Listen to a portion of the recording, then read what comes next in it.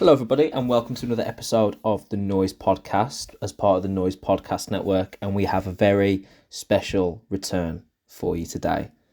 Myself and your host / your boy, Chris Pugh, will be discussing the new Machine Head album. Check it out. Enjoy. Please make sure to follow us on every available social media, including Twitter at the Noizze Podcast Network, at Noizze UK. Like or subscribe on Spotify and YouTube, all that good stuff. Thank you so much and enjoy the episode. What's up, everyone? Welcome to episode 111 of the Noizze Podcast, part of the Noizze Podcast Network, brought to you by Noizze.co.uk and sponsored by Stereo Brain Records. I am your host / your boy, Chris Pugh, and I am joined by my very good friend and Mr. Cynical himself, Samuel Lewis, back in the saddle. Sam, how are we? Oh, I'm all the better for sitting on this side of the table, man. How are you? How are you? The listeners don't give a fuck about me. I'm here all the time. How are you? I'm really good, mate. You know what? Let's just point out that elephant in the room right away. Depending on when you started listening to the Noizze Podcast Network, you might not know who I am, and you might not care who I am because sometimes neither do I. So I'm just going to make this quite quick. My name is Chris Pugh. I used to host the Noizze Podcasts from about episode 1 to, good Lord, like 96 or something like that. And then I took a bit of a break away from hosting purely because of work reasons. Things got a little bit insane for me for a while. I miss it to an incredible amount, and I have now got to a point where podcasting won't, as well as working, won't make me lose my hair before the age of 30 because it won't stress me out too much. I've got a bit more time on my hands, so I've decided to return. A massive thank you to Jack Holloway, massive thank you to Sam, Will, for those who have kept the podcast going in my absence. That does not mean you won't see Jack or Will again. More so, I am going to be selectively on episodes. There'll be episodes that I want to be a part of. There'll be episodes that I can't quite make or I choose not to be a part of. So I won't be on every single episode, but I will try to be on as many episodes as possible because I love this and I have missed this an incredible amount. Enough about me. Who cares about that? As you can see from the title of this episode, today me and Sam are going to be talking about the brand new record from Machine Head. Before we get into it, the best way to support the show is to like / subscribe, depending on wherever you listen. We're available on YouTube, Spotify, Apple Podcasts, basically wherever you get your podcasts. Me and Sam will be there. You can follow us on Twitter at Noizze Podcast Network or Noizze UK as well for the general website Twitter handle. Sam, it's been a while since I hosted. Is there anything I've forgotten? I don't think there's anything I've forgotten. No, I think you did a superb job. Like riding a bike, mate. Just once the wheels start turning, we're all good. Doing well, doing wonderfully well. Bells and whistles completed. Okay, let's start with this record, man. Oh my god. Of Kingdom and Crown is the 9th record from California metal giant Machine Head. It's the follow-up to 2018's Catharsis, an album that me and Sam weren't massively popular on. But then we saw them live and actually said we were surprised actually that how the song sounded live. Sam, as we get into the reviewing this, there's a few things that I feel like we have to kind of discuss before we start discussing the actual album. If we look at the lineup of Machine Head in 2022, of course, Rob Flynn. Now, I always get this name wrong, so I'm pretty sure I'm going to pronounce it correctly, but let's try it anyway. Waclav Kieltka, from the guitarist from Decapitated, Jared McEachin and Matt Alston. Phil Demmel, lead guitarist from 2003-2018, of course, left after the Catharsis run. So we're getting into a point here, Sam, where really it's evident that this is a brand new type of Machine Head, which is actually reflected in the record, which I'm sure we're going to get into later. As you were going into listening, any trepidation from you listening to a Machine Head album that's basically an entirely new form of Machine Head? Or do we rightly or wrongly see Machine Head as Rob Flynn featuring musicians? Without sounding too cynical, Machine Head are taking on a Megadeth type scenario, whereas Dave Mustaine is there, it's Megadeth. And if Rob Flynn's in Machine Head, it's Machine Head, isn't it? And that's the way that I feel going in. I love Phil Demmel. I think he was a terrific guitarist, and I've loved lots of different members of Machine Head and thought that there's varying degrees of success they've had in that band. But as long as Rob Flynn's in there, it's his voice. 90% it's his riffs. You're going to get the harmonics. You're going to get the song structures. It's his band. So as long as he's there, the spirit of Machine Head will always kind of endure. And I don't think if you played this record necessarily, we'll get to that in the detail, if you played this record to a Machine Head fan, even I would be hard pressed to find. Maybe there's some guys just on the Machine Head subreddit to be able to point out intricate details. But this has largely Machine Head tropes throughout. And that's represented through Ruth Flynn's songwriting style and things like that. This isn't largely different from any Machine Head record. Isn't largely different from Catharsis, lineup or otherwise. So in answer to your question, with no disrespect to any other member of the band, Rob Flynn is Machine Head. And if he's in it, then it is. But it is an interesting concept, isn't it? That apart from Rob, the oldest serving member in the band is Jared McEachin, who joined in 2013. Waclav joined in 2019, as did Matt Alston as well. So it is an interesting concept that we're getting this Machine Head lineup with really this brand new. It's like 3 new arms, well, at least 2 new arms of Machine Head, which I just thought was an interesting proposition going in. And there's something else I wanted to get into actually before, again, we start discussing the record. There's kind of a narrative around Machine Head that haven't been good for a while now. I just want to get your stance on this. Off the top of your head, right, can I ask you for a rating from A to F that you'd give Machine Head from 2010? From 2010?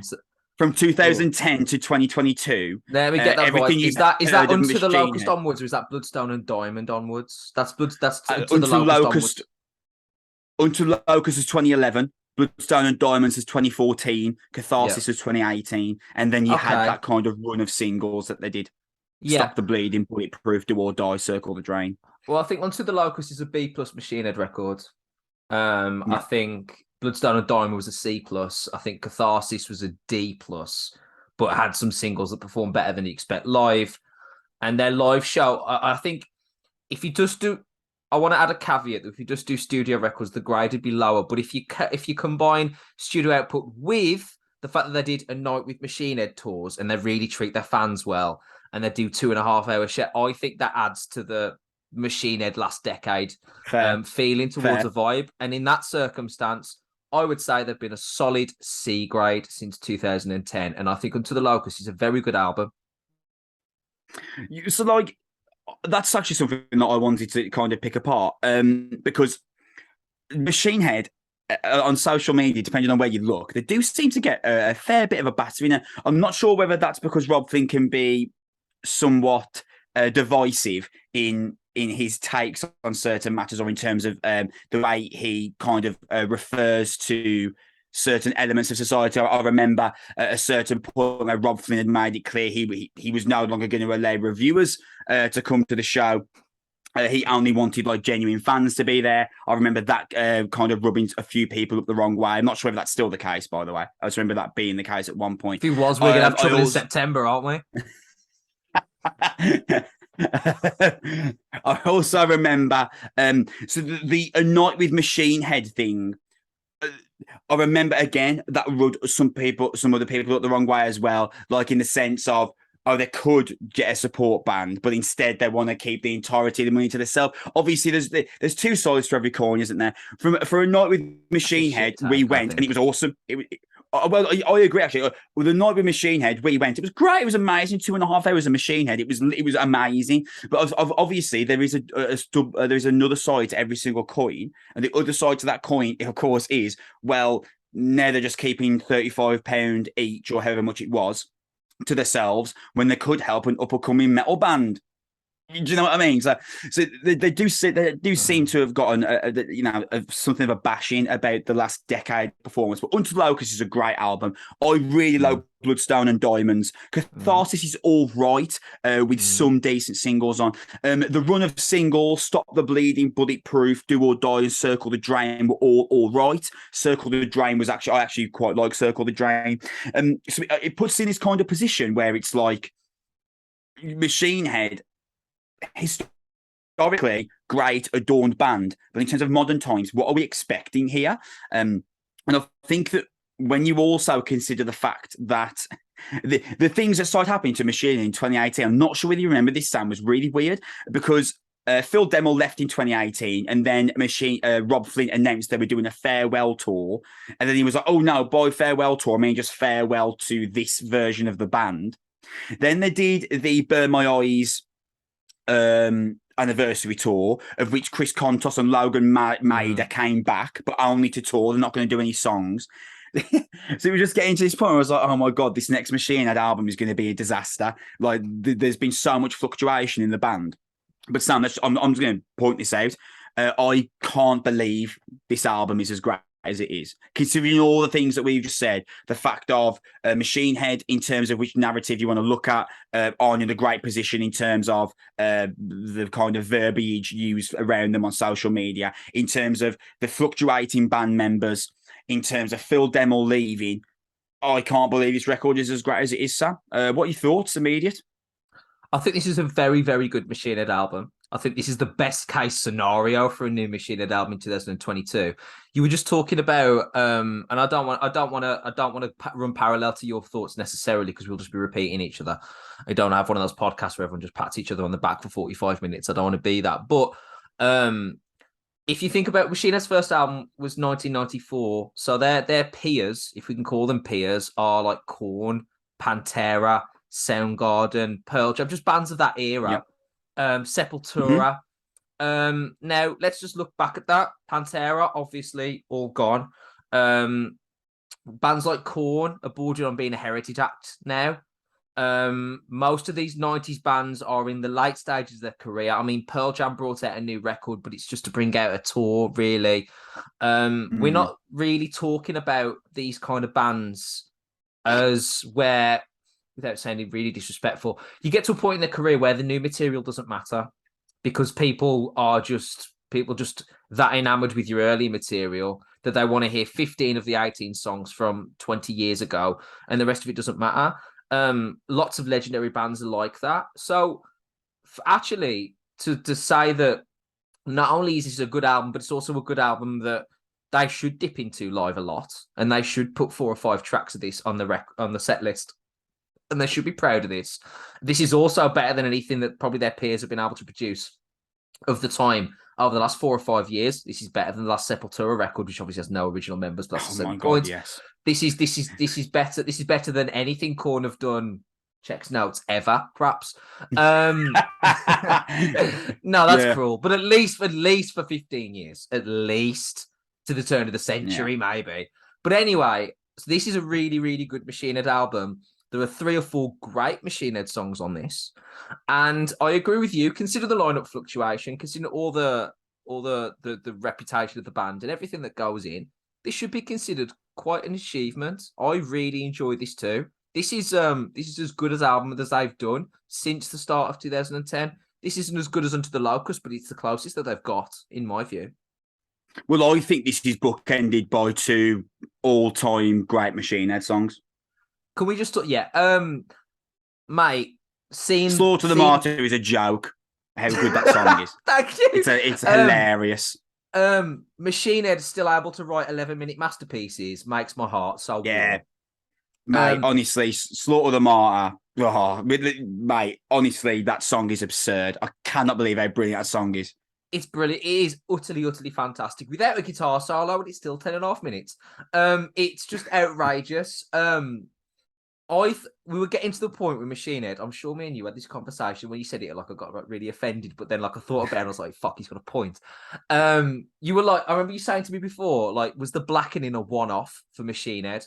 Because like, if you look at their career, it's like amazing, and the rest of the albums are like all right with good spots. Burn My Eyes was good because it's their debut, but the rest, you can pick holes. Blackening's a fucking masterpiece, and the rest of it never comes anywhere near it. And I was like, no, but then I was like, yeah, maybe, yeah, a bit. Hearing a song like this makes me feel better about the idea that no, actually, they are. Rob Flynn is an incredibly gifted musician that's able to sort of write songs like this. I've got I'm not going to read them out, but there's like a page of notes I was able to put together for this song alone, from the opening, with just that. How beautiful is this opening? This clean, unbelievable, man. That clean guitar, harmonics, the different vocals coming in, just really cascading into the rest of the song. The mosh call is sick. The riff that follows the mosh call is sick. The harmonics coming back are fantastic. The chorus is great. It feels like Farewell to Arms, like that kind of slow build, massive sort of breakdown halfway through.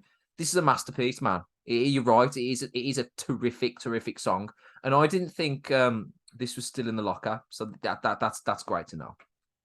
Well, but it's funny you should mention like what's in the locker, because as I opened up the promo, saw opening songs 10 minutes long, I had to remind myself that I shouldn't expect Clenching the Fists of Dissent, and that it would be unfair of me to do that 15 years after Blackening came out.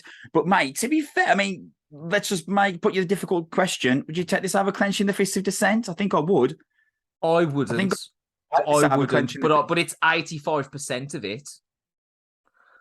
You're forgetting how good Clench the Fist is sent from 6.5 minutes in though, with the dual guitar harmony that kicks in. It is amazing, Clenching the Fists. Like, yeah, I can't take anything over that just yet. It is great though. I would die on the hill if I think this will be better live though. They're going to open with this when we see them in 3 weeks. I would bet a fair amount of money on. I'll be annoyed if they don't. Actually, surely they will open with this. Yes, on a dark stage. They're going to open with this, and then as the lead riff comes in, the lights are going to come on, and I'm going to be an excitable young man when that happens. I think this will be better live than Clenching. I've never seen them do Clenching the Fist, to be fair, but I think this will be better live than Clenching the Fist. I think it's just made for a live stage. This is an arena with the dark, with the like pitch black lights. Oh mate, come on! Honestly, this song is amazing. Honestly, the first 3 minutes where it's constantly building, you know what's coming. It's a matter of when and not if. You know there's going to be a pounding rhythm any second now that make you wait and wait and wait.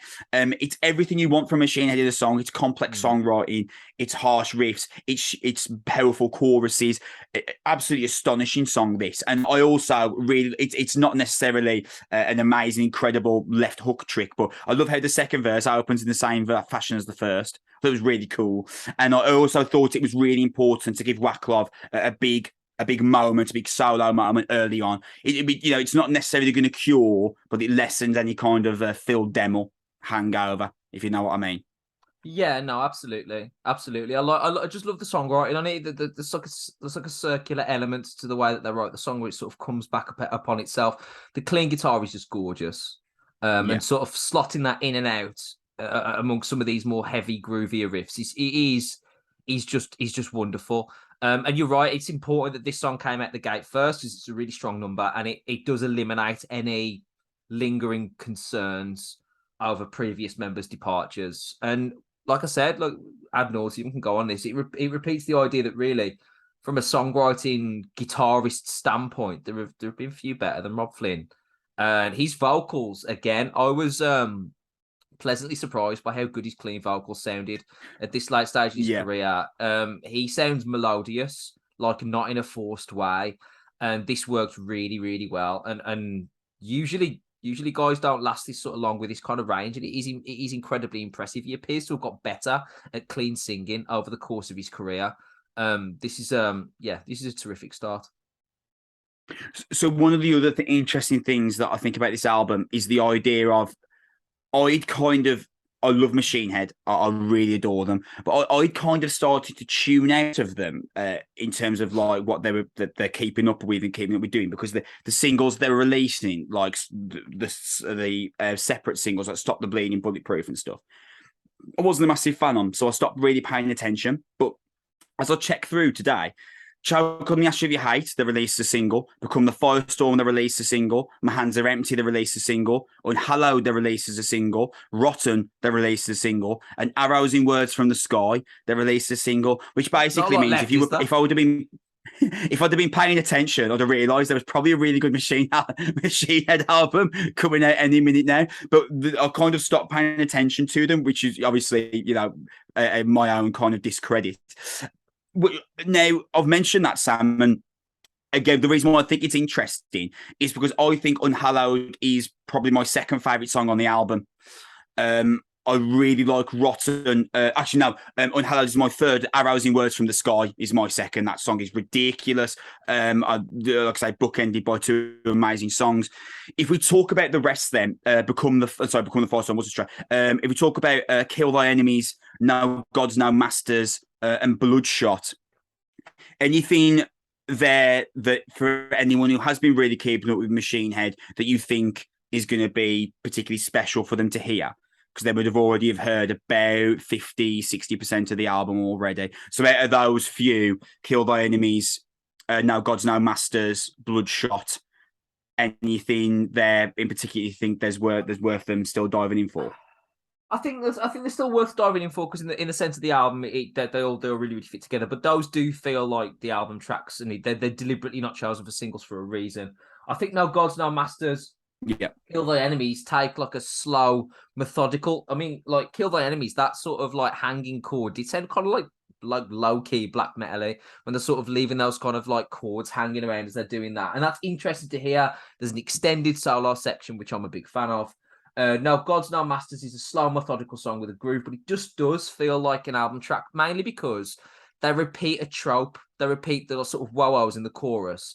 And I think that feels too similar to a previous track where they do that earlier in the album. By that point, I'm like, all right, okay, you don't get this off the shelf twice or three times for me. That's not something that works. Bloodshot felt a little bit like Machine Head were doing like an homage to sort of Judas Priest. That feels like this like late 80s like Judas Priest sort of range, just obviously with just a much heavier groove sort of knocking in behind it, which for classic metal fans, ironic you should mention that because sorry to interrupt you just before you move on to a different song. I'd kind of mentioned here that I had a sense of the More Things Change era Machine Head from Bloodshot. Oh yeah, that's interesting. I think that's a fair cop as well. So if you're a massive Machine Head fan, these are obviously worth dropping into, but and I feel the same. Rotten passed me by. I'll be honest with you. Rotten just felt like an album track, but they know the best songs on here. Because Unhallowed is great. The riff in Unhallowed is terrific. That riff, and also underrated trope where metal bands borrow from pop bands. The main riff, the one in the first real figure, that main riff, that classic groove, that being used for the chorus is sick. You never get that. Usually the chorus is one thing and the main riff is something else, and it fits from one to the other. Having the main riff as the chorus riff is like a Beatles trick where they used to open with the chorus and then come back to it. I really like that, and I really like metal bands doing that. I wish I heard more of it. But yeah, I and also like having like that kind of extended Iron Maiden-esque guitar harmonies are going to kick in, but then we're going to go to the next bit that's also a slightly different guitar harmony, but the backdrop's going to change. That's a classic Machine Head trope from sort of Blackening era, which I really, really loved. And yeah, I mean, the concluding song is wonderful. The concluding song is wonderful. Can I just... It's fantastic. Go on, sorry. Can I just ask, on Unhallowed, which I love as well, there's just so much beauty in that song. I actually put in my notes that it's everything I want from modern Machine Head. And yes. I want to ask you this: is there any other era of Machine Head where this song exists? I don't feel that this song could exist anywhere else in Machine Head. It's definitely not happening pre. It's definitely not happening pre 2003. It's definitely not happening before Through the Ashes of Empires. Definitely not happening then. But I don't think it would happen any point after 2003 until now either. Because... Oh, that's interesting. I think it could go on Through the Ashes of Empires because it's kind of got some Imperium-esque Descend the Shades of Night kind of texture, but it would sound odd. I agree that it's a lot of this is quintessentially modern Machine Head. I think that's a very fair statement. I know that we both like associate Machine Head with Rob Flynn, but there's just a sense that if Rob writes this in 2011, either Phil Demmel or someone else can tap him on the shoulder and say, Rob, release that on SoundCloud as a solo effort, man. We can't do this for Machine. Do you know what I mean? Yeah. I just feel like someone steps in his way, and I know it's Rob Flynn, but like, if he wants to do it, no, I'm going to put it on.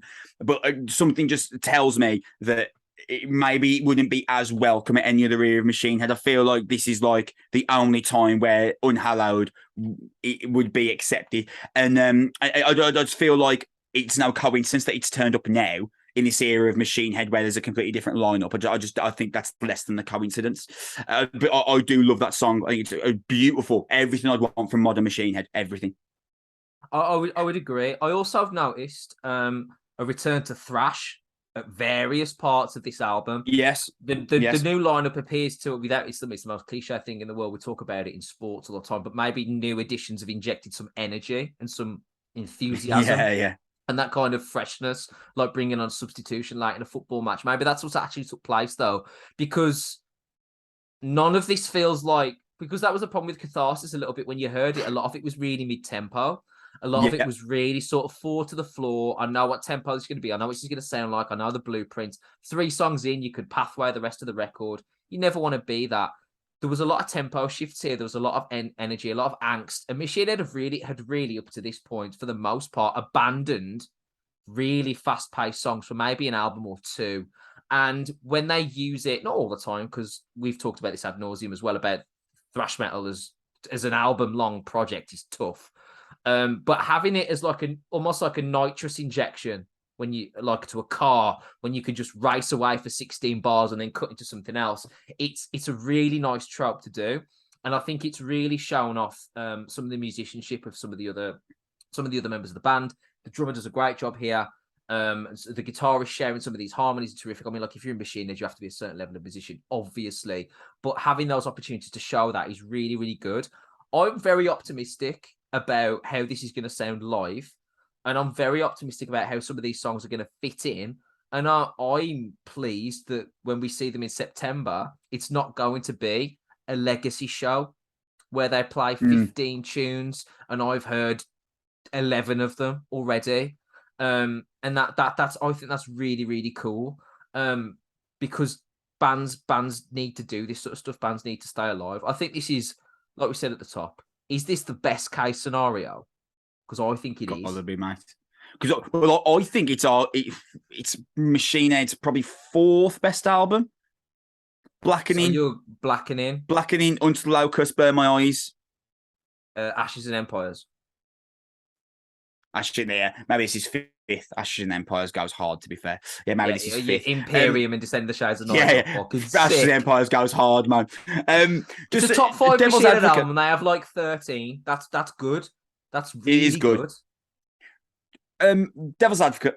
Phil Demmel left in 2018. He decided he didn't like his job anymore. What a quotation that is. Didn't like his job anymore. And that he didn't like the direction that Rob Flynn was taking the band. That's post-Catharsis, that is. He left in 2018 when Catharsis, just after Catharsis came out. He listens to Of Kingdom and Crown. Is he regretting decisions, possibly? I'm sure there's a part of him that thinks if I knew that this was the direction that he was going to take it in 4 years down the road, I might have stuck around. But I don't know. I got the impression that it wasn't the musical direction necessarily. It kind of felt to me like Rob Flynn. He's tough to be around, perhaps. And if you're in a band where you see a lot of creative control, and then on top of that, it's not necessarily the direction you're enjoying, I think that's all coming together. Maybe people like that, people like Phil, want a bit of autonomy, and that's absolutely fair. I do think you listen to this album and think, oh no, this is really good. That's a shame. I do think there's an element of that, but if Phil Demmel would have stayed in the band, this wouldn't have happened this way. They wouldn't have sounded like this. Quite possibly. Because possibly. You know, familiarity breeds sort of content and complacency, and new members naturally, psychologically make you work harder, make you try harder, make you focus more. Rob Flynn's trying to write a great album to impress these new members. These new members are trying to play their best to impress Rob Flynn. It's an entirely different thing where you play next to a guy who's been around for 15 years and it's like, that'll do. This is always done. That's a different mentality, I think. And that's why bands like that, with the changing stuff, have somehow managed to sort of survive. Megadeth sound good, still continue to sound good and fresh. You know why? Because Dave Mustaine is the oldest member of the band. Everybody else is like fucking 33. He's like 57. You know what I mean? He can just recycle fucking great guitarists, just dudes just coming out Guitar Center left and fucking right to play in Machine Head and Megadeth bands. Don't worry about that at all. And maybe the same's happening here. I've got no issue with it whatsoever. We mentioned Arrows in Words from the Sky in terms of its greatness, but didn't really go into detail. I mentioned that the record is bookended by 2 all-time great Machine Head songs for me. Arrows in Words from the Sky is totally different to Slaughter the Martyr, but it's got this real sense of beauty to its simplicity. And it's the kind of song that I would be devastated if they didn't play live. And I feel like it takes the new Machine Head lineup and really slaps me across the face with it and proves that if this is a legitimate Machine Head lineup, that I'd like this Machine Head lineup to do multiple Machine Head albums. if that is the case, and maybe obviously we never know what the future holds for bands, but if I was to find out tomorrow that I looked into the future and this Machine Head launched another 2 Machine Head albums, I'd be really pleased about that, purely from how this album is bookended. Arrows in Words from the Sky, Sam, what you're saying? I think it's brilliant. It's a song of depth, texture, beauty, and it also doesn't rely on like one particular thing, which is what Machine Head are always great at. I love that Machine Head, even when they wrote soft songs, it still had this, they were still able to sort of transition into like this heavy section later, this really complex section later. And even the really heavy songs seem to have this other element where they flick into a massive chorus and there's a moment of beauty. They never just settle with one type of song. And Arrows from Words of the Sky is exactly that. And you just listen to this and you heard those vocals at the start. Just beautiful. That clean opening. It's like a melodic metal section. It's the vocals that really stand out to me astonishingly, because I kind of take for granted how talented he is as a guitarist and how talented they all are as musicians. But what comes out across so often here is the brilliance of the melody. How much better he has got over the years as a genuine writer of songs and choruses is really, really, really impressive. This is a song of depth, a song of great texture, of terrific musicianship, and can stand up there with a lot of great Machine Head songs that have followed similar veins to this over the last 15 to 20 years. It is a terrific, terrific song. Really, really love it. I've also got to make a shout out to My Hands Are Empty. I think My Hands Are Empty is an ideal example of why Rob is such a tremendous songwriter. Nothing absurdly over the top or grandiose. It comes in at the right moment. It comes in at a point where Slaughter Martyrs is 10-minute opus. Choke on the Ash of Your Hate is like 4.5 minutes of a straight punch. Becoming the Firestorm it's quite interesting to hear a backing vocalist really trying to prop Rob up on a Machine Head track. I'm sure it's happened at some point throughout their career, but hearing that chorus on Become the Firestorm was quite a unique experience for me as a Machine Head fan. So much so that I can't actually tell you whether I enjoyed it or not. I'm not sure whether I like the chorus on Become the Firestorm. I can tell you, however, the breakdown that leads into the solo at the end is amazing, and he's one of the highlights on the album. But I've gone off track there. I was saying My Hands Are Empty, particularly for this song. You've got these kind of, you were mentioning Rob's vocals. He's effervescent on My Hands Are Empty. It's a single. You guys can hear it right now on Spotify. He's effervescent on it. There's a verse section that goes as hard as you could relatively hope for. It's so uniquely written by Rob, My Hands Are Empty are. It's got his kind of stance, his bravado, his style, like smeared all over it. It's the kind of song that Rob Flynn and maybe like 10 other people could write. It's very, very unique to him in terms of his vision for songwriting, in terms of where a song can go, in terms of how different a song can be to the rest of what's come before it and predecessed it. I really like My Hands Are Empty, man. I think it's a really, really good song. I wish they wouldn't have released it as a single. One of my immediate thoughts, I agree. One of my immediate thoughts coming out of that is that that song will translate brilliantly live. I remember thinking that groove, that breakdown, those vocals at the opening. If that is a popular song with fans, that intro is going to bang live, because that's going to sound fucking beautiful, terrific when everyone's getting involved. And this is really, really, really good. I loved a lot about this album from some of this. Obviously, some of the singles, like you said, people can hear them pretty much immediately. There's so much here to actually really, really like. Become the Firestorm, I agree with you. It's a bit cheesy on the call and response section with the vocals. Yeah, I was going to ask, are you in? I'm not sure. I'm on the song, but not on that part, because I like the riff. Reminded me a little bit of Carcass. There's a breakdown groove that's kind of like Creeping Death with these sort of like down, the kind of chords. Big on that. The guitar solo is always sick. I just felt the chorus was a bit flimsy. You know what I mean? A bit paper thin. Yeah. And that can happen for times, but let's look at this record sort of holistically. Look at this band holistically, where they're at and what they've been able to produce. There are 4 or 5 B+ minimum Machine Head songs on this. There are 2 A grade songs on this. No problem at all. 2 A-star Machine Head songs. And then if you say Unhallowed is a 3rd because you really love it, I'm not going to argue with you. Like, I'll hear you out. Not a problem at all. And that is terrific for where this band is after 1994, so 22 plus 6, that's 20, nearly 30 years. They've been making consistent music. It is really astonishing. This is a great album. And when Machine Head fans listen to it as a whole, the gravity of that will all come together. This is really, really impressive. It'd be great live. I think that you hit it nail on the head. Realistically, this is as much as we could have hoped for. 2 A-star Machine Head songs are on this album, and there's 3 or 4 A- and B+ songs. Mm-hmm. And I think realistically, that's as much as we could hope for. I love that they've achieved this at a time when I really thought the next Machine Head album is going to be a mess. When you consider the fluctuating lineup, the verbiage around Rob Flynn and Machine Head that is found on social media, they do seem to be quite a divisive band these days. I feel this is really as good as we could have hoped for.